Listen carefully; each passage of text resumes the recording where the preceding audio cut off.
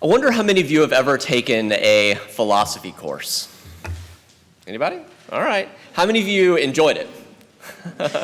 How many of you didn't enjoy it? All right, fair enough, fair enough.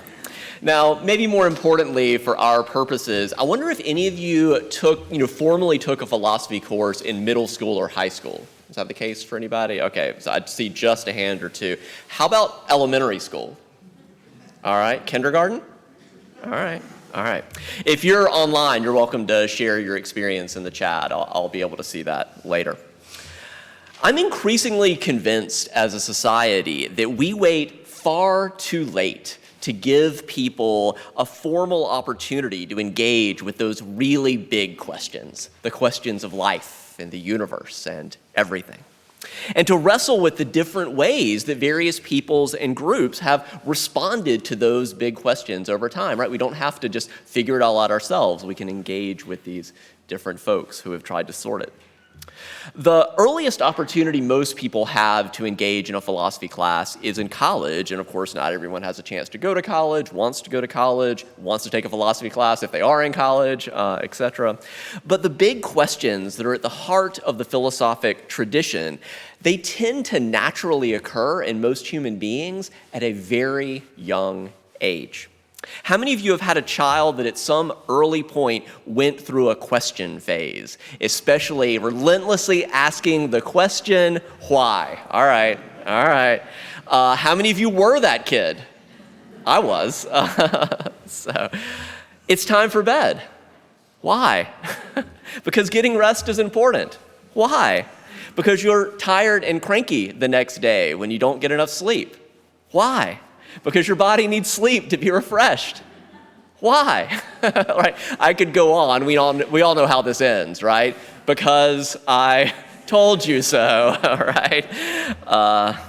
Yeah. Sometimes kids do weaponize that question, why, to try to get their way out of boredom, just to be annoying. But that relentless why?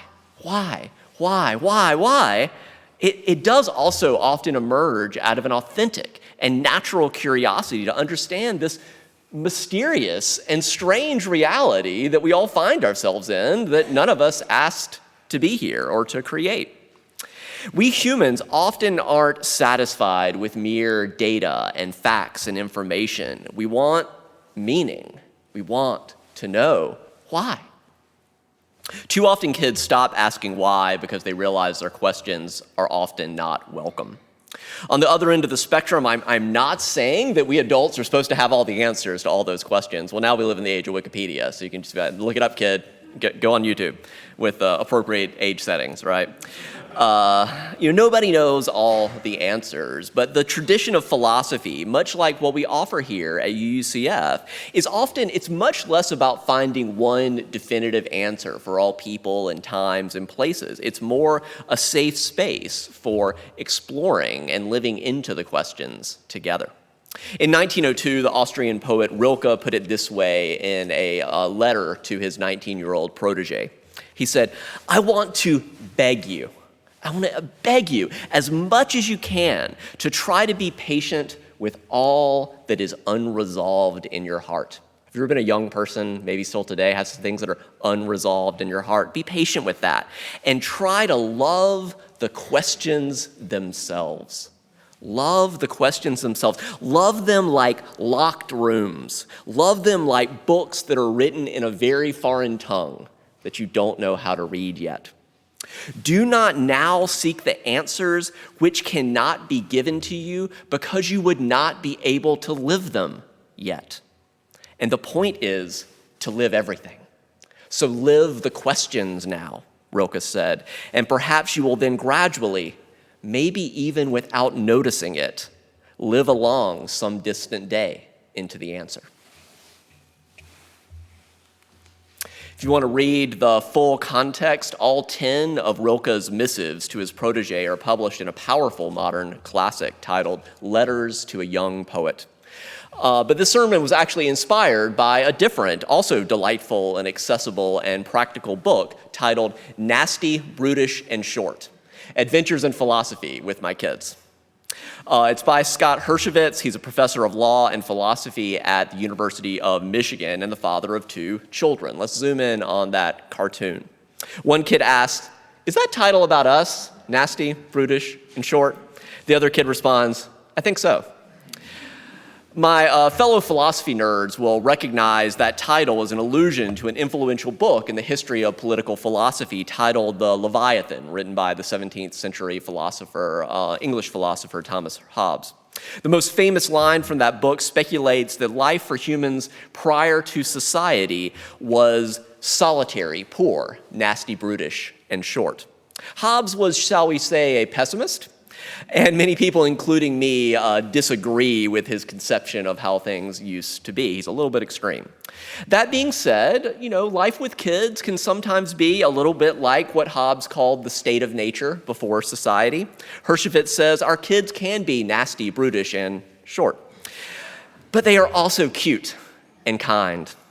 And they're 2 of the finest philosophers that I know, is what he says about his 2 sons. He says they're also among the funniest and the most fun, too. He wrote this book to support them in staying that way. His hopes for his children is that what happens to many of us, getting discouraged from living the questions, getting discouraged from our natural inclination to philosophy, that it won't happen to them. As with Rilke's letter to his young protege, he wants his kids, he wants all of us to keep living into those big questions of life, the universe, and everything. Let me give you a few examples from my own life. If you've been around here for a while, you may have heard me tell a story or 2 over the years, but I want to connect them in a way I maybe haven't previously for all of you. As I do this, it's probably equally important or more important, don't just listen to my story. Think about what are the times that you had experiences like this, or either being discouraged or encouraged and kind of living the questions and asking the questions, and how you either have helped encourage or discourage others from living the questions. This first story exposes what is likely no big surprise, that I've been a big nerd for a long time. Not that there's anything wrong with that, but in middle school, my parents were delayed one day picking me up after a youth group from my childhood congregation, which was the Southern Baptist Church. So I decided to spend that time exploring the church library, right? Nerd alert. So while perusing the shelves, one book stood out to me. Its title was something like The Catholic Bible with the Apocrypha. And I probably was like apocrypha or whatever, like I didn't know how to pronounce it. And I opened to the table of contents and I saw Tobit and Judith and Bel and the Dragon and the 151st Psalm. And I was like, no one told me there was more than one Bible. Isn't the Bible the Bible? Now, as many of you know, this particular rabbit hole goes a whole lot deeper if you start getting into the non-canonical books and all of that. But this was more than enough to start the questions flying in my adolescent brain. So when I asked my youth group leader about this discovery, he looked a little bit startled and he said, well, some groups have different sets of books of the Bible, and then he quickly walked away. Around that time, I also remember a Sunday school lesson, and we were reading a passage from the biblical book of 1 Samuel 16. Some of you may remember this, and it says, an evil spirit from the Lord came upon Saul, and then King Saul starts throwing spears at David, and later became King David. It's, again, in 1 Samuel chapter 19, if you want to look it up later. So I raised my hand and asked, what does it mean that an evil spirit from God entered Saul? Is God a source of evil? My Sunday school teacher got that same kind of deer in the headlights look that my youth group leader had gotten earlier when I'd asked about those pesky extra books in the Bible. And he said, that's not one of the official questions here in the curriculum. We're gonna go back to that. Now, I was a pretty obedient kid, so I didn't really press it. I didn't press them further in either of those cases. But those are 2 among many experiences in which, looking back, I was really discouraged from living the questions. And I think if my life had gone differently, I could have just never pursued those questions. It would have remained inchoate. In contrast, here's a very different story that encouraged me to embark, more boldly on the adventures of philosophy.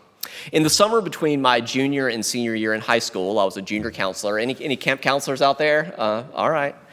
And I was there for 7 weeks at a summer camp, and the first week there was a staff Bible study, and it was on the topic of theodicy. And I remember thinking, theoda what? Compare the more familiar words. So theology, theos, logos, that's words about God. Theodicy is like that. Theos dice, which means justice. How do you reconcile justice with our understanding of God? The framework of theodicy typically turns on 3 points. It's sometimes called, instead of a dilemma, a trilemma. So those 3 points are: 1, if God is indeed all-knowing, maybe God isn't, maybe God is, but that's been typically something that's postulated. If God's all-knowing, God knows evil exists. If God is all-loving, God should want to do something about evil. If God is all-powerful, then God could do something about evil. So why does evil exist? Or maybe God doesn't exist, right? That's the flip side of it. The gist of theodicy is the existence of evil is maybe the greatest challenge to consider. That again, either maybe God doesn't exist and the universe just evolved this way to be a way that we experience as good and bad and these arbitrary human categories from our perspective. Or perhaps God does exist, but is the source of evil, since God is the source of everything. So maybe God is more monstrous than is sometimes admitted to. Now, there's a lot more to say about all the various theodicies that have been developed over time to respond to the problem of evil, but that is another sermon for another day, and I cannot get into all that right now. So returning to our story, and that very surprising Bible study on theodicy, I mostly listened, but inside my head was spinning. Wait, there's a whole field of study called theodicy where people spend their whole lives wrestling with this problem of how does evil exist if God also exists? I've been to church multiple times every week. How come nobody told me this before? Now, afterward, I went up to the camp director, Dan, who had led that Bible study, and I said, with all sincerity, that was by far the most interesting Bible study I've ever been to. And growing up Southern Baptist, I've been to a lot of Bible studies, right, in my 17 years so far on this planet. How come no one told me all this before? He said, I'm glad you enjoyed it. I find questions like this interesting as well. And he invited me to come upstairs to his office. And he showed me his bookshelf. And he said, if you're interested in learning more, you can borrow any book that you like, one at a time. And when you're done, just return it. And you can get another one if you'd like. So that summer, in my free time and staying up often late into the night, I read books like Tony Campolo's 20 Hot Potatoes Christians Are Afraid to Touch, featuring questions like, what about women preachers? Can a Christian own a BMW? When is it okay to tell a doctor to pull the plug? Can Christians kill in war and still be Christians?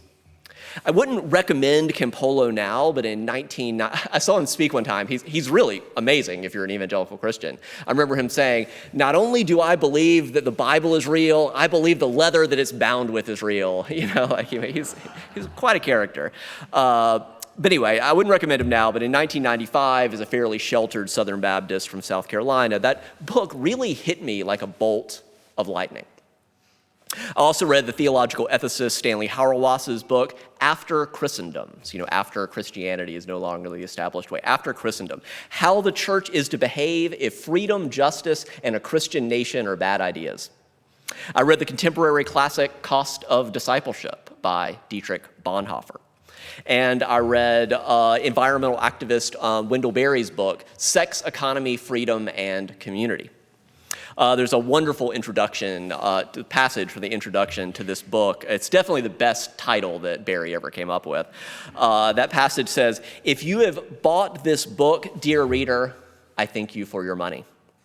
If you have borrowed it, I honor your frugality. If you have stolen it because it had sex in the title, may it add to your confusion.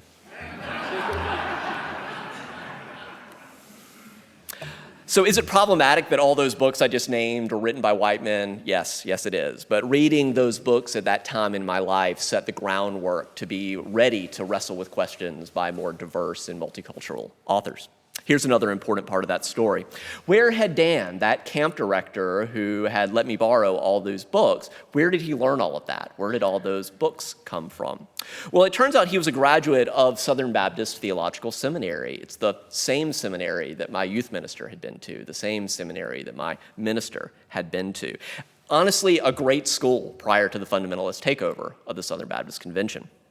That same, it turns out they all knew the same stuff as Dan, but they responded to it differently, and whether how they did or didn't let folks like me know about it, they were proximate to them. I'm going to be really honest here. They were, in my judgment, too cowardly to include in their preaching and teaching the big questions that had probably sent them to seminary in the first place. Now, don't get me wrong, I have many good things to say about the staff of my childhood congregation as well, but there was real harm done by their collective failure to be honest about the big questions of life, the universe, and everything, and their silence contributed to a culture of secrecy and a culture of shame. For those who have been following the news, that culture also contributed to recent revelations about decades of cover-up around sexual abuse in the Southern Baptist Convention. There are some stories I know well of deep harm experienced by people that I love deeply from my childhood and adolescence. Those are not my stories to fully share. You can Google Southern Baptist sexual abuse cover-up scandal if you would like to read more about this yourself. And for a second, let's just take a breath. This is heavy, I realize. Important to name the heavy pieces, but I also don't want us to miss the good things that can happen when we're willing to ask those big, exciting questions that can lead us on adventures in philosophy. There's a famous scene from the film Matrix in which the protagonist, Neo, is offered a choice between taking the red pill or the blue pill. Morpheus, the leader of the rebellion, says, you can take the blue pill and the story ends, and you wake up in your bed and you believe whatever you want to believe, and you keep attending the same Southern Baptist congregation that you attended your whole life, and you just fit in, right? I added that part. You take the red pill, you stay in Wonderland, and you see just how deep the rabbit hole goes. Turns out it leads to places like this. I don't know about you, but through whatever confluence of temperament and genetics and conditioning, I tend toward choosing the red pill. Give me the red pill, Morpheus. I want to stay in Wonderland. I want to know how deep the rabbit hole goes. It's really related to that deep childhood impulse toward asking why. I really want to know. And I don't just want to know the how and the facts and the information and the mechanics. I really do want to know why. I want to know why it all really matters. And the search for meaning, the longing to know why, that's really the best of what philosophy has always been about. Philosophy is from the root words philia, meaning love, and Sophia. If you ever known somebody named Sophia, their name means wisdom. Philosophy is simply about the love of wisdom, not just the love of knowledge and information, but truly what is wise, what really matters, and why. I entered college with the intention of being pre-med and becoming a doctor, which would have been one fine way. I was really serious about it. I don't have time to get into all of this. I took a class called Health Careers as a senior in high school, so I left early. I did a 1-month rotation. I went through OB-GYN and saw babies being born, for a month, and physical therapy for a month. I did a rotation through surgery and spent, a month watching. I was real serious about becoming a doctor when I was a senior in high school. But my freshman year at college, I took this year-long humanities sequence that kind of brought in different professors from the whole humanities. And the periodic lectures related to religion and philosophy, they just woke up something inside of me. A passionate curiosity to know about this weird, strange reality in life, the universe, and everything that had been too often lulled to sleep by the context of my childhood and by the adults that were around me. I ended up doing something that I don't necessarily recommend for others, but it worked out for me. I declared a double major in religion and philosophy at the end of my freshman year, having never taken a religion or full class in religion or philosophy. It worked out. I don't anticipate that will be most people's paths. And to return to Hershowitz's books, Adventures in Philosophy with My Kids, he says that even as a professional philosopher, he doesn't anticipate his kids will necessarily want to follow in his path. But he does want them to have a basic familiarity with philosophy. And he argues all of us should want that, for all of us. Just a basic familiarity with the art of thinking and how people have tried to think through these questions over time. In Hershowitz's words, the aim is just to raise a person who thinks clearly and carefully, to raise a person who cares what other people thinks and is open to thinking with them. That description of philosophy resonates so much with what we're about here in this big tent of Unitarian Universalism. We come together not to find the one true answer, capital T, capital A for all people in times and places. That actually is elusive. It doesn't exist. Instead, we come together in all our diversity to discover what one another thinks and how we might all think more carefully and thoughtfully and clearly, and that together we might live into those big questions more wisely, more generously, more compassionately. If you were hoping for some kind of tools to do that better, Hershowitz recommends that 5 simple prompts will get you a very long way for yourself, with others, for young people, adults in your life. Just asking the question, what do you think about that? And then listening. Remember, philosophy isn't about knowing the answers. It's about asking the questions and seeing what comes up. And then asking, why do you think that, right? That all-important question. Not just what do you think, but why do you think that, really? Why do you think that? And here's another really good one. Can you think of reasons why you think that might be wrong, right? Flip it around. So much can be unlocked by that. And then, various things that come up. What do you mean by that? Just going a little bit deeper. And then you can get a long way by just what is blank? What is art? What is justice? What is fairness? That can get you a long way. There's also some wonderful, wonderful resources at the back of his book for doing philosophy in general on various subjects, as well as especially for doing philosophy with kids. Let me give you one specific example. If you spent much time around kids or even just been a kid yourself, I suspect you've heard someone complain at some point, that's not fair, right? Here's how you can potentially transform that exhausting complaint into an adventure in philosophy. So I hear you saying that's not fair. What do you think fairness is? What is fairness? Whose job is it to make things fair? Do you ever benefit from unfairness? Ooh, this just got nasty, right?